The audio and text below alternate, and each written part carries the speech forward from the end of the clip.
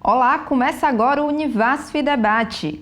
Nos últimos anos, o ensino superior em nosso país cresceu de forma considerável. Segundo o último censo do Instituto Nacional de Estudos e Pesquisas Educacionais, o INEP, o Brasil possui 298 instituições públicas de educação superior, o que inclui universidades, centros universitários, faculdades, institutos federais e Cefetes. Apesar da expansão e da implantação de instituições fora dos grandes centros, muitos jovens ainda precisam sair de suas casas, dos seus locais de origem e vão morar em outras cidades para ter acesso ao ensino superior. A permanência desse estudante na universidade é um dos desafios das instituições de ensino. Para conversar sobre esse assunto e conhecer as políticas e programas oferecidas aos estudantes universitários, a gente recebe hoje em nosso estúdio a pró-reitora de Assistência Estudantil da Univasf, Isabel Angelim, e a pedagoga também da Univasf, Daniele Dantas. Sejam bem-vindas ao nosso programa. De uma forma geral, a evasão estudantil é uma realidade nas universidades. Daniele, você fez uma pesquisa sobre a evasão nos cursos de graduação aqui na Univasf. Qual é a situação da nossa instituição? Na época da pesquisa, quando eu fiz a pesquisa, que foi no ano de 2012, 2013, na verdade, o índice de evasão das universidades brasileiras, as universidades públicas, ficava em torno de 12%. E o nosso, na época, estava um pouco acima da média, que era em média de 17%. Mas ainda assim estava ali perto do índice de evasão em relação às universidades federais no Brasil. Mas o que a gente constatou nessa pesquisa foi que, principalmente, os cursos das áreas de engenharia são os cursos com maiores índices de evasão, que fica em torno de 60% da evasão da nossa universidade, ela está localizada, digamos assim, nos cursos de engenharia. No momento que a gente fez esse levantamento dos índices de evasão, foi num momento parecido com quando houve algumas discussões relacionadas aos cotistas nas universidades. Na época da pesquisa, estava muita discussão no Brasil em relação a que a qualidade da educação estava caindo nas universidades, que as pessoas estavam questionando se isso era devido à entrada dos cotistas, porque os professores estavam tendo muita dificuldade com os alunos e tudo isso estava sendo colocado, que tudo isso era culpa do aluno cotista. Então a gente resolveu fazer um recorte dessa pesquisa e fazer uma pesquisa junto aos alunos cotistas. Como é que estava a evasão dos alunos cotistas, quem era esse aluno cotista que estava na universidade, né? A gente pôde constatar que, por exemplo, a maioria dos alunos, por exemplo, cotistas que evadiram na universidade, eles evadiram primeiramente por causa da falta de aptidão com aquele curso, que ele não se identificou com o curso que ele escolheu, e o segundo maior motivo eram questões financeiras, que ele não tinha como se sustentar no curso. E o terceiro também, que ele não conseguia conciliar trabalho e estudos. Então a gente foi, assim, dentro da nossa pesquisa, a gente conseguiu observar isso aí. E também a gente foi um pouco mais além, a gente foi avaliar entre os alunos cotistas que estavam na casa, se eles participavam de se eles participavam de programas de extensão, de graduação, qual era o índice de rendimento deles, se eles participavam, se eles estavam realmente inseridos em programas de assistência estudantil.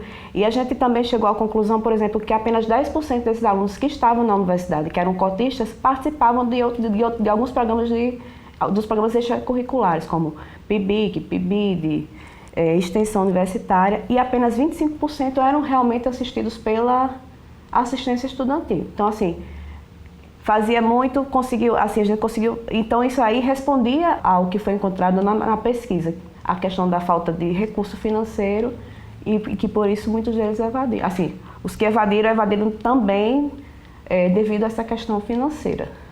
Mas em termos de índice de rendimento acadêmico, em relação o comprometimento desse aluno na graduação, ele fica realmente em pé de igualdade com qualquer aluno que entra na ampla concorrência. Do aluno cotista. Exatamente. Isabel, a senhora acrescentaria outros motivos que levam esse estudante a evadir? Sim, né? Dani falou aí da questão econômica, né? Que é um aspecto importante, da questão da condição acadêmica do estudante, que traz um certo débito do ensino médio, que é outro aspecto. Mas a gente lá na Assistência Estudantil considera também que a própria distância que o estudante passa a ter da família, do núcleo familiar, isso tem uma incidência na adaptação desse estudante a esse lugar que ele vem morar, com quem ele vem morar, né? Então, esse aspecto, vamos dizer assim, mais emocional, mais afetivo, tem uma incidência também. E também a adaptação ao meio social da universidade. É um estudante que sai do ensino médio, geralmente de escola pública, que tem ali a realidade muito limitada, e quando ele vem para a universidade, com toda essa abrangência que a universidade tem, muitas vezes ele tem dificuldade de se adaptar também. Vocês falaram aí de aptidão com os cursos, né? Muitos estudantes acabam trocando de curso com frequência, né? O aluno do ensino médio ele é pressionado a ingressar logo na universidade, e às vezes não é aquele curso que ele tem afinidade. A Univasf, ela tem alguma ação, desenvolve algum projeto para aproximar esse aluno do ensino médio, para que ele conheça a universidade antes de ingressar? Na verdade, quando a gente percebeu na nossa pesquisa que existia esse problema, que um dos maiores problemas que tinha, assim, um dos maiores problemas da evasão é justamente essa questão da falta de orientação profissional, que eles muitas vezes eles não tinham essa orientação e acabavam entrando no curso e procurando outros cursos porque não se identificava com aquele. A gente desenvolveu durante 3 anos, na coordenação pedagógica, um projeto de extensão voltado para a orientação profissional de alunos de escolas públicas.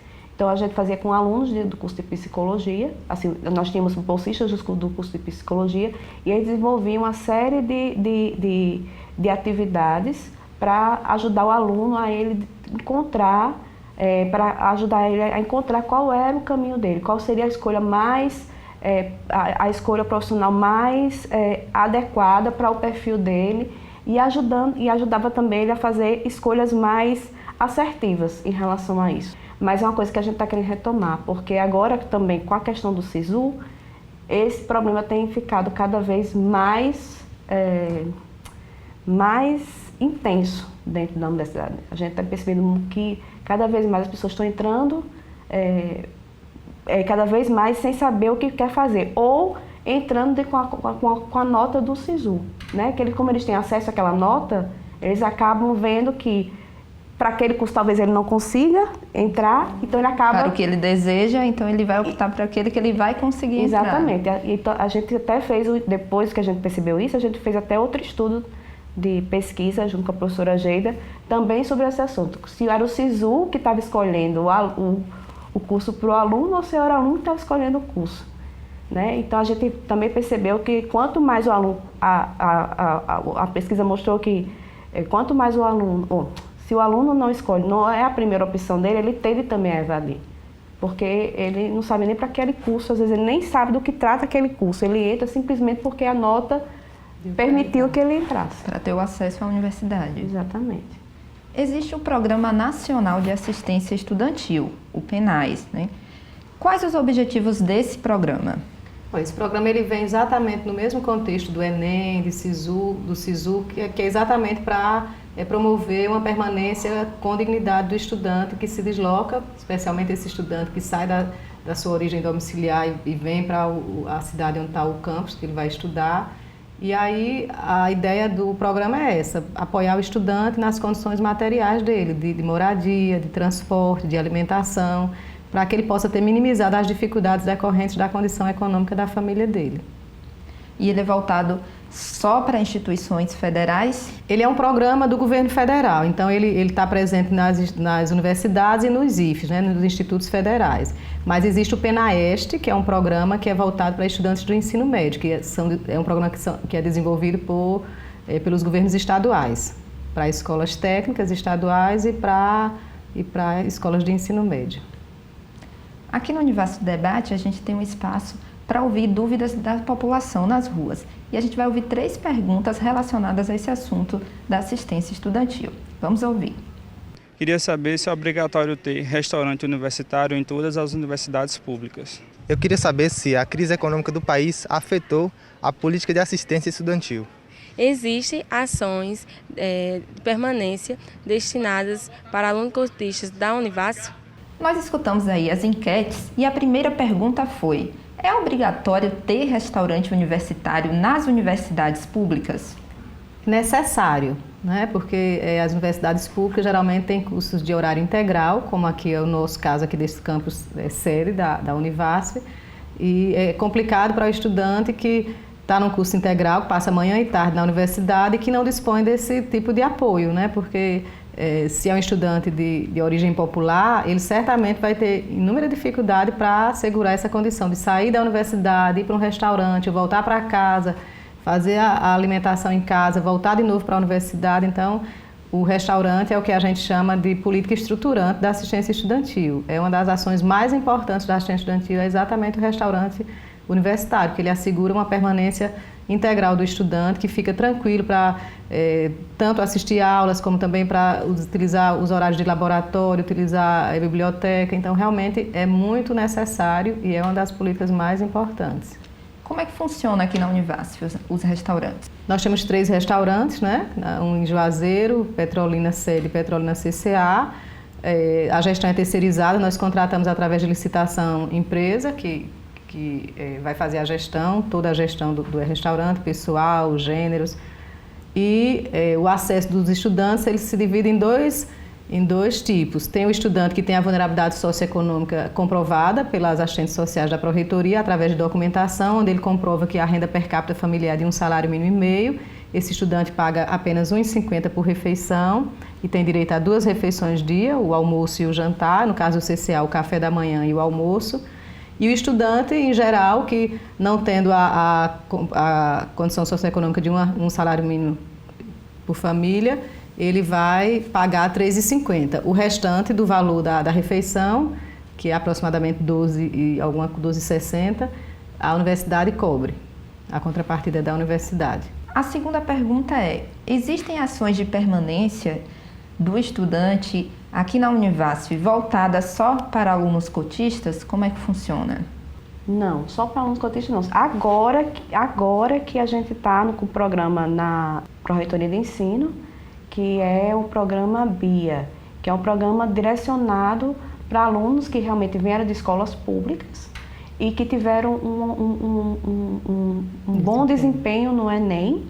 E esse programa o objetivo desse programa é ajudar esse aluno no ingresso dele na universidade. Então, são para alunos que estão no primeiro ou no segundo semestre, para poder, como é que a gente pode falar?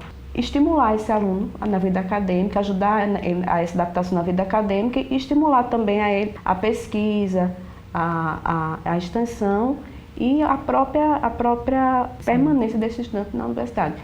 No caso da assistência estudantil, Daniela, tem a gente tem uma bonificação para o estudante que não é uma bonificação, ele tem uma pontuação acrescida quando ele comprova que é cotista, que veio de escola pública, né? Então, tem vários requisitos e quando ele atende esse requisito, a pontuação dele é elevada, é uma forma de estimular mais ainda a permanência do estudante cotista. E a gente tem a Pró-Reitoria de Assistência Estudantil, tem uma parceria com a Pró-Reitoria de Pós-Graduação, no programa de iniciação científica, o PIBIC, e os alunos que comprovam também ser oriundos de escola pública, eles concorrem com uma pontuação diferenciada para terem a bolsa do PIBIC, porque a gente entende que o estudante de origem popular, além dele precisar desse apoio na permanência, nas condições materiais dele, ele precisa também desse estímulo para participar de projetos de pesquisa, de projetos de extensão, como uma forma de enriquecer a trajetória acadêmica dele na universidade. A terceira dúvida é: a crise econômica do país afetou as políticas de assistência estudantil? Bastante, né? Primeiro porque com essa postura do governo atual de declarar essa crise, a gente tem o horizonte de tempo futuro que a gente esperava ter os recursos acrescidos, a gente perde essa possibilidade, né? O governo praticamente já anuncia que não há possibilidade de ampliar os recursos. Além disso, o governo deu um corte nos recursos da assistência estudantil de todas as universidades. Então, a gente teve um corte, no caso da gente foram diminuídos 15 mil, né? Não é muita coisa, mas para o recurso que já era aquém da nossa necessidade, isso é ruim. Mas há uma negociação, há um diálogo, aliás, da gestão atual para ver a possibilidade de ampliar esses recursos, mas sem dúvida afeta nesse sentido de que os recursos não poderem ser ampliados, pelo menos em regra geral, para todas as universidades, e também afeta porque o custo de vida foi acrescido, né? A inflação aconteceu, então o estudante que recebe a bolsa hoje, do mesmo valor de 2, 3 anos atrás, ele já não paga mais o aluguel com o mesmo valor, ele já não compra mais alguma gêneros que ele precisa no final de semana para se alimentar no mesmo valor, então, sem dúvida, afetou bastante. Inclusive, a gente tem situações de estudantes que não conseguiram mais ficar na universidade porque não puderam, pelo custo de vida ficou alto e o valor que a assistência estudantil deu mesmo recebendo, porque os auxílios eles apenas apoiam, né? Os auxílios eles não dão conta de arcar com todas as despesas do estudante. A não ser que o estudante trabalhe, mas nem todo estudante consegue trabalho, nem todo estudante pode trabalhar. Então, a gente já tem casos de estudantes que não puderam continuar estudando, que fecharam e que vão aguardar a situação melhorar para voltar à universidade. Quais são as ações desenvolvidas na Pró-Reitoria de Ensino que auxiliam aí na permanência do estudante? A gente tem as tutorias, né? Um exemplo. O que são essas tutorias? Pronto, as tutorias de nivelamento é um programa, na verdade, em que o aluno que está ingressando na universidade ele vai ter aulas de conteúdos do ensino médio, principalmente na aula de matemática, física, química, biologia, e um professor escreve um projeto e consegue com isso um aluno bolsista, e esse aluno bolsista que se acha qualificado, o professor faz uma série ele passa por algumas provas, né, tanto de currículo quanto do CRM dele em relação ao o CR em relação às notas, e também uma prova didática para ver se ele tem essas habilidades para dar aula, e esse aluno vai dar aula para esses alunos que estão ingressando na universidade. Então, dos programas que a gente tem é esse de tutoria de nivelamento, onde o aluno vai ver só conteúdos de ensino médio para poder ajudá-lo a se desenvolver melhor nas matérias que ele vai ver na universidade, né? Como cálculo diferencial integrada, ou então das áreas de saúde, etc. Nós também temos as monitorias, né? Que já são monitorias de disciplinas, né? O professor também escreve um projeto e vem um aluno monitor que vai dar aula também, vai ajudar, vai dar aula relacionada àquela disciplina do professor, vai tirar dúvidas, ou então às vezes são alunos que trabalham nos laboratórios, que auxiliam o professor, ajudando a ensinar os alunos a dissecar, por exemplo, um animal. Como, assim, é outra modalidade de uma forma de ajudar o aluno a permanecer, no sentido de que o aluno vai ter uma assistência nos seus estudos, vai ter alguém que auxilie ele a aprender se ele estiver tendo dificuldade daquele aprendizado em sala de aula. Tem os programas PET Saúde, que são programas onde o aluno ele aplica o conhecimento dele teórico na prática. Por exemplo, os alunos da área de saúde eles podem aplicar a teoria em unidades de saúde, né? Também temos os programas PIBIDs, o programa PIBID, que é um programa voltado para alunos das licenciaturas, onde eles também aplicam na prática o que eles aprendem em sala de aula, nas escolas. Isso ajuda a manter esses alunos também nas licenciaturas, que também é um grande problema que a gente tem em relação à evasão nas licenciaturas. Então é bom que o aluno ele tenha essa experiência na prática e com isso eles também ganham. E todos esses programas, os alunos também ganham bolsa, né? Então também ajuda eles a permanecerem financeiramente e também ajuda eles a se desenvolverem em relação à profissão mesmo e a parte profissional. As aptidões, as habilidades, as competências que eles necessitam para a profissão. Eu acho que são esses. A gente também tem o PENDEM, né, Dani? Isso. O PENDEM, que é o Programa de Elaboração de Material Didático, ele é em parceria com a Pró-Reitoria de Ensino também, e ele é voltado especificamente para os estudantes por enquanto, né, das engenharias, das disciplinas básicas de cálculo 1, cálculo 2, cálculo diferencial, e disponibiliza material virtual para eles fazerem exercício, para praticar os conteúdos das disciplinas. E a ideia é que futuramente esse programa também possa disponibilizar material impresso, que a gente possa ter um acervo onde o estudante possa também utilizar esse material impresso. Funciona lá junto com as monitorias, né? Isso. E é um programa que tem uma importância muito grande porque a retenção nas engenharias é muito forte nessas disciplinas básicas, né? Exatamente. Então, a gente precisa realmente dar uma força para alavancar esse estudante na condição acadêmica dele, para que a gente não tenha ele retido já nos primeiros períodos do curso. E quais são as outras modalidades desenvolvidas na PROAI? Nós temos lá 10 modalidades, né? Temos o restaurante universitário, o transporte estudantil, as residências universitárias. Nós temos 2 residências universitárias, estamos com um projeto para a construção de mais uma residência e vamos ter uma, se Deus quiser, no próximo semestre no campus de Paulo Afonso. Vai ser uma reforma de um prédio que foi cedido pela CHESF. Além disso, nós temos as modalidades em forma de bolsas e auxílios, que são bolsa permanência, auxílio moradia, auxílio transporte, auxílio alimentação. Então, ao todo, são 10 modalidades. Explica um pouquinho cada uma delas. O restaurante universitário, nós já falamos. Isso. O transporte estudantil, nós temos em 2 modalidades. Nós temos o transporte estudantil oferecido Intercamp, que envolve Juazeiro, CCA e Petrolina, que funciona desde 5 da manhã até quase meia-noite, né, 11 e pouca, está circulando, ainda está deixando gente.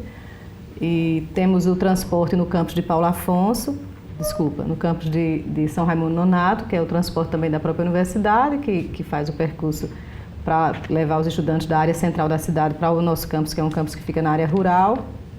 E temos também a modalidade de auxílio transporte, que é para os campos onde a gente não tem o transporte estudantil, então a gente transfere um recurso correspondente ao valor da passagem de ônibus, a meia passagem que o estudante paga, para que ele possa também, inclusive nós temos o intermunicipal no caso de Senhor do Bonfim, porque tem muitos estudantes que vêm das cidades do entorno de Senhor do Bonfim, Jacobina, entre outras cidades, então a gente também apoia esse estudante com esse repasse financeiro.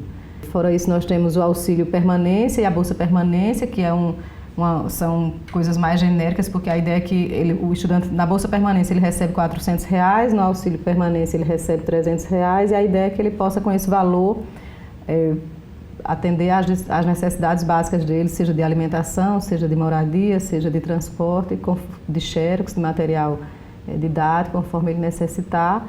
O auxílio alimentação também é um valor que o estudante recebe no caso do campus de Paulo Afonso, que é a modalidade que é aplicada lá. Essas modalidades todas são discutidas na Câmara de Assistência Estudantil e portanto, são sugeridas pelos próprios estudantes. Qual é a outra modalidade? Falei do auxílio transporte, falei do auxílio... Temos o auxílio moradia, como o nome já está dizendo, é um apoio financeiro para o estudante arcar com a despesa de aluguel. Então, ele tem que comprovar que paga aluguel para que possa receber esse valor.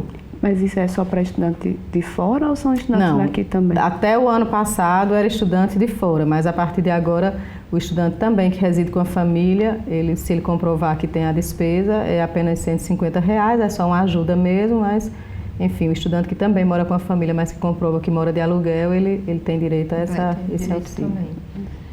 E qual o quantitativo de estudantes que recebem esses auxílios? A gente hoje, ao todo, a gente pode dizer que chega a mais de 5 mil estudantes, né? A mais de 5 atendimentos, porque na verdade o mesmo estudante pode receber, o estudante aqui do campus de Petrolina, ele pode ser contemplado cumulativamente com o auxílio, com o transporte estudantil, que a gente atende mais ou menos 4 mil estudantes que ficam circulando nesses ônibus, né? Referente a esses 3 campi. Ele pode receber o restaurante universitário, P1 ou P2, né, conforme a vulnerabilidade dele, e pode receber o auxílio moradia e o auxílio permanência. De um modo mais objetivo mesmo, a gente vai ter em média 2 mil estudantes que são atendidos com essas modalidades de bolsas e auxílios, com o restaurante mais ou menos 4 mil estudantes, são 3.800 estudantes, e com o transporte 4 mil estudantes, sendo que, como eu estou falando, eles podem receber cumulativamente. Então, assim, em tese, a gente atende aproximadamente 2 mil estudantes, sendo que esse mesmo estudante pode receber vários auxílios. Não sei se dá para entender, é meio confuso, mas é porque mas mesmo... é um quantitativo bom, né? É aproximadamente 50%, né? Se a gente bota transporte estudantil e RU, a gente atende 50% ou um pouco mais de 50% do total de estudantes matriculados. Já com as bolsas e auxílios, que é aquele repasse financeiro, a gente já atende aproximadamente 40%. É porque a política de RU, que é o restaurante universitário, e o transporte estudantil, a gente chama de políticas universais. Ela é para todos os estudantes, independente da vulnerabilidade. Aí essas ações que são mais específicas para o estudante que tem vulnerabilidade, que são as residências e os auxílios diversos e as bolsas diversas, é para aquele que tem essa vulnerabilidade maior, aí é aproximadamente 40% do total de matriculados, que é a média geral das universidades federais. E ainda tem as bolsas de monitoria, tutoria, né? Pesquisa, né? E, na verdade, os alunos podem acumular também, né? É. O aluno ele pode acumular a bolsa de... O aluno, acho que é o aluno cotista, né? O aluno que tem os auxílios da assistência estudantil são cumulativos com as bolsas de ensino e com as bolsas de pesquisa e com as bolsas de extensão. Com as bolsas de extensão.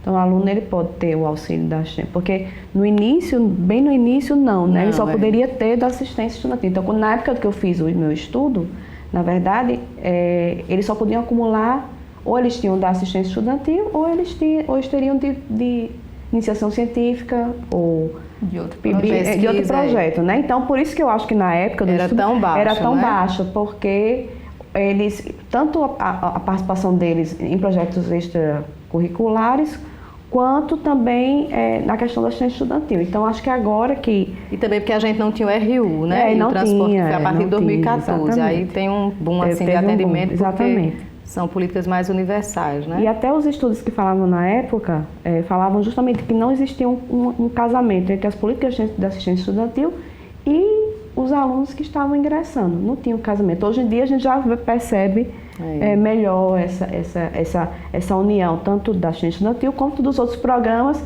que as pessoas hoje em dia entendem que não é uma questão da bolsa, assim, não é uma questão do auxílio financeiro. Porque são de natureza diferente, né? São naturezas diferentes. O estudante, por exemplo, que é selecionado para uma bolsa de pesquisa, para uma bolsa de extensão, ele é selecionado mais pelo mérito, né? Ele tem que ter um desempenho acadêmico tal, tem toda uma questão que é levada em conta do ponto de vista acadêmico. E no caso da assistência estudantil, o que é levado em conta é a condição socioeconômica dele. Então, não seria justo impedir que ele... porque ele recebe a bolsa de assistência estudantil, ele não vai receber a extensão. Mas, quer dizer, impediria ele de ter essa trajetória acadêmica enriquecida com os projetos de extensão de pesquisa porque ele está na assistência estudantil, seria um grande equívoco, né? Exatamente. Então, isso foi resolvido e a gente hoje vai ter estudante que, se ele tem um bom desempenho, ele vai ter as duas bolsas. E uma coisa que eu queria destacar, porque muita gente, parte da sociedade tem um certo preconceito com os programas sociais. A assistência estudantil é um programa social, mas achando que a pessoa recebe e não tem nenhuma contrapartida, ela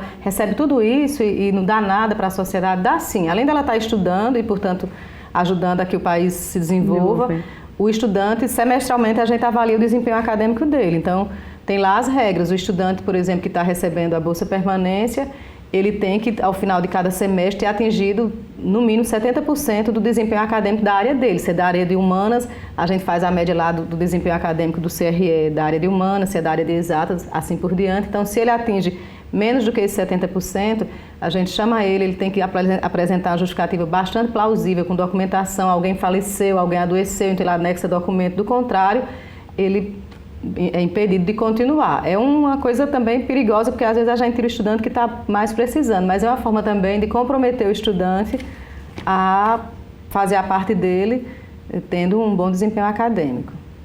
O nosso programa está chegando ao fim e eu deixo espaço para vocês fazerem as considerações finais.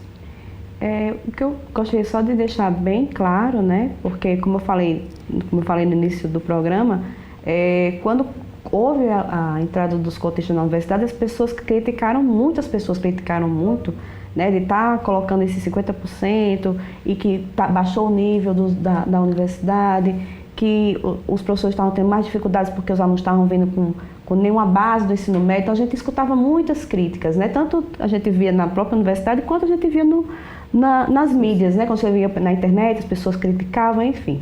E o que a gente quer deixar muito claro, pelo menos, né, nesse momento, é que a gente, no dia a dia da academia e nas pesquisas que a gente faz, sempre, a gente vê que os alunos cotistas, eles têm o mesmo desempenho que um aluno que entrou pela ampla concorrência.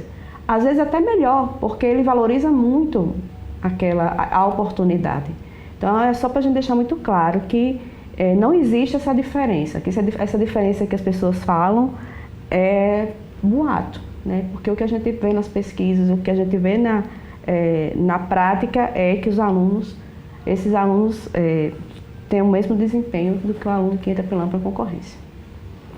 Eu queria destacar um aspecto que a gente não falou, que é do que a gente chama da permanência simbólica, né? Porque o estudante vai ter a necessidade desses apoios para as condições materiais dele, de moradia, de alimentação, de transporte, mas tem uma questão que é um acolhimento que a universidade precisa oferecer ao estudante, que vem de origem popular, muitas vezes com a questão da condição étnica sendo um marcador considerado negativo. Então, é o estudante negro que tem dificuldade de ser respeitado na sua raça dentro da universidade, é um estudante que é homossexual e que não é respeitado por isso, é um estudante que é uma pessoa com deficiência e também não tem o mesmo acolhimento. Então, a gente sempre chama a atenção para que a permanência do estudante, ela está em dois planos. No plano material, que é fácil de resolver porque basta ter recursos financeiros para isso, e no plano simbólico, que requer a colaboração de toda a comunidade acadêmica, desde o professor, aos técnicos, aos funcionários, aos gestores e, por que não dizer, da própria sociedade, porque senão, muitas vezes, o estudante não se sente respeitado na sua identidade social, na sua identidade de gênero, é estudante trans, e isso faz com que também ele tenha um desempenho acadêmico abaixo do esperado e muitas vezes até deixa também a universidade. Então é preciso pensar que a permanência não diz respeito só às condições materiais, e sim também essas condições simbólicas, né, culturais. Muito obrigada pela participação de vocês em nosso programa. Muito obrigada também a você que nos acompanhou em mais uma edição do Univasf Debate. Se você quiser sugerir algum tema para ser debatido aqui no estúdio, é só enviar um e-mail para contato.rtvcatinga@univasf.edu.br. Um grande abraço e até o próximo programa.